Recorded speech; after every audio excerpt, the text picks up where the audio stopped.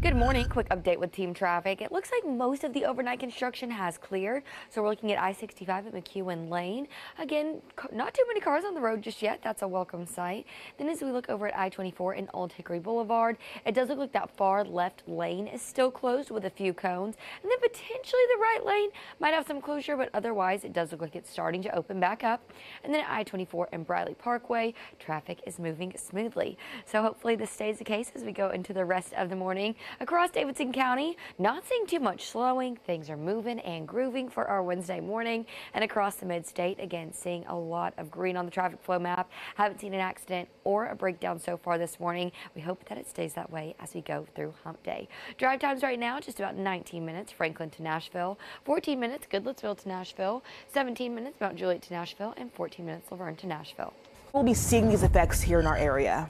Yeah, Nicole, so what we're seeing is that this is a Category 1 hurricane with wind speeds up to 90 miles per hour and gusts at 115 miles per hour. We did just get a latest update at 10 a.m. And I will say that it pushed the timing back just a touch, but it is still going to be making landfall as we go throughout the rest of the day today. Now, again, this is likely to make landfall between St. Mary's and Terrebonne before it continues to push inland. As it does so, it's still a tropical storm as it moves into Mississippi, and then it becomes the remnants as it makes its way just to the west of Tennessee, potentially clipping just the southwestern portions of Tennessee. However, we are going to be seeing those impacts from rain bands coming in as we go across the mid-state. Now, I wanted to show you the spaghetti models where it does bring this storm continuing to make its way up into Tennessee and beyond, but some models bring it back down into Mississippi, and that's because it could get stuck between two high pressure systems, which would lead to even more rain.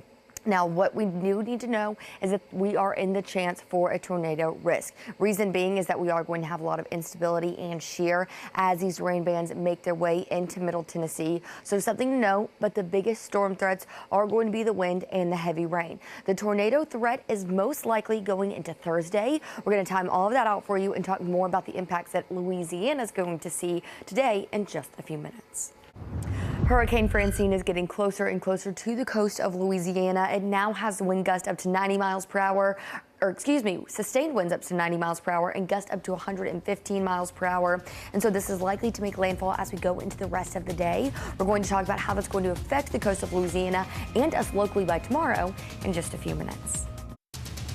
This morning, the coast of Louisiana is bracing for Hurricane Francine as the storm gets closer to making landfall. Meteorologist Shelby is tracking the very latest for us. And Nicole, we do have a new update that happened at 10 a.m. this morning. So this is Hurricane Francine. We've been talking about it all week so far. There's gusts up to 115 miles per hour, sustained winds at 90 miles per hour. Those outer rain bands are already making their way into Louisiana, starting to make their way into Houston, even getting close to Dallas. But I will say that with the latest update, that is keeping this a Category 1 hurricane by landfall. Now, landfall is likely as we go into this evening and late afternoon. Then it's still going to hold on to its hurricane strength as it moves into Mississippi. As it continues to push through Mississippi, it does start to lose some strength, and so it's going to become a tropical storm before becoming remnants as it moves over to the west of Tennessee, potentially clipping southwestern Tennessee. Now, what this means for us is that we are likely to see some strong storms coming in going into Thursday. Now, wind speeds for this hurricane right now are anywhere from about 48 to 85 miles per hour. And then again, they're getting up to 90 miles per hour. Wind gust 100 miles per hour close to the eye, and then about 55 miles per hour up in the right quadrant, and 74 miles per hour as well.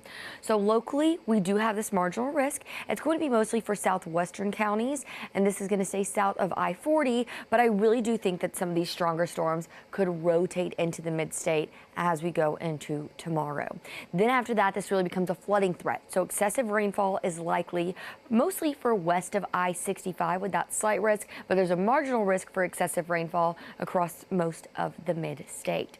Now let's talk about how much rain we're expecting, because I know we have these drought conditions, but it's not looking so good because we could have 3+ inches of rainfall west of I-65.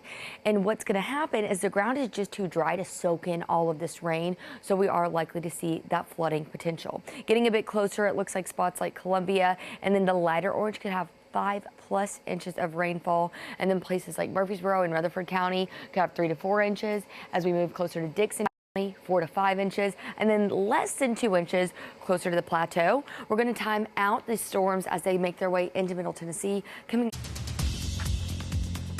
we want to get right to weather because things are looking pretty good here locally with blue skies over Lebanon, and temperatures are sitting at about 82 degrees in Murfreesboro, 84 in Hermitage and Clarksville, and 80 in Greenbrier. But through the day, we're going to be warming up into the lower 90s. Now, clouds are going to start to increase as we go into the rest of the evening. Reason why is because of Hurricane Francine. So we're already starting to see these clouds trying to push up from the south to the north. And so we're really going to be feeling the impacts here locally going into Thursday, lasting into Friday and through the weekend. So there's going to be storm chances along with wind gusts, and then there's a chance for rotating storms, meaning isolated tornado possibility going into tomorrow and Friday, with heavy rainfall leading to some flash flooding. So we've been looking at Hurricane Francine. Winds are sustained at 90 miles per hour. Those outer bands are quickly making their way into Louisiana, and so that's going to lead to the chance for some storm surge. This is likely to make landfall as a Category 1 hurricane going into the late afternoon and evening, followed by it falling apart, becoming a tropical storm as it moves into Mississippi going into early tomorrow morning. And then the remnants come together just south of Tennessee and clip southwestern counties. Now, I will say that what this is leading us to is the fact that we are going to see that rotation potential making its way into Middle Tennessee. So storm surge is going to be one of the biggest problems. This is likely to make landfall between St. Mary and Terrebonne, and there could be up to 10 feet of storm surge closer to Morgan City.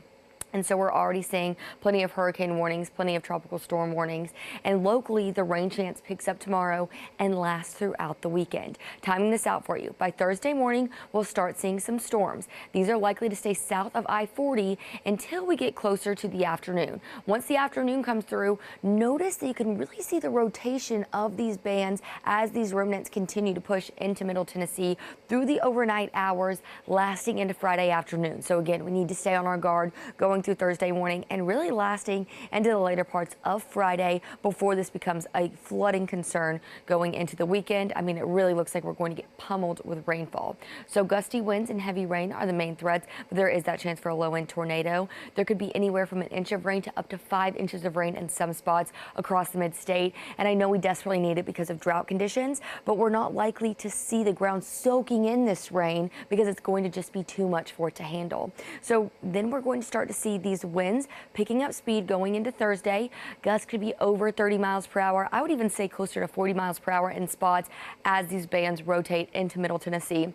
And we're going to have plenty of instability and shear because we are going to be to the east of the remnants, which are ingredients we need to start to see these stronger storms. So again, we're going to stay weather alert going into Thursday and Friday. There is the chance for isolated tornadoes. There's also the chance for some really heavy rainfall and flooding concerns. And then rain chances continue to last into the weekend, Nikel.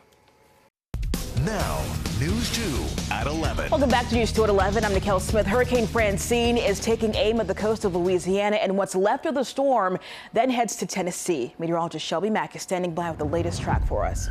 And so, Nikel, what's the latest information is that these outer bands are making their way into Louisiana. It does look like me and Davis were just talking about Morgan City is really getting slammed with a lot of storm surge, and this is likely to make landfall between St. Mary and Terrebonne. Now, this is likely to happen later in the afternoon as a Category 1 hurricane and then into the evening before it falls apart, becoming a tropical storm as it makes its way into Mississippi by Thursday morning, followed by the remnants coming in and moving over to the west of Tennessee, going into early on Friday morning and late Thursday night. So what that means for us is that we are going to see that chance for some rotation, meaning there is the possibility for an isolated tornado to pop up because over to the east of the low pressure system, we are going to be seeing that shear and instability.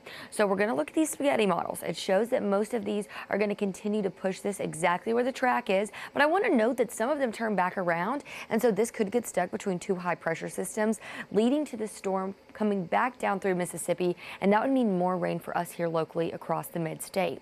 Like I said, we do have that chance for some tornadoes coming in because of instability and shear, but I also want to point out that wind gusts are going to be very aggressive, along with this being a flooding concern.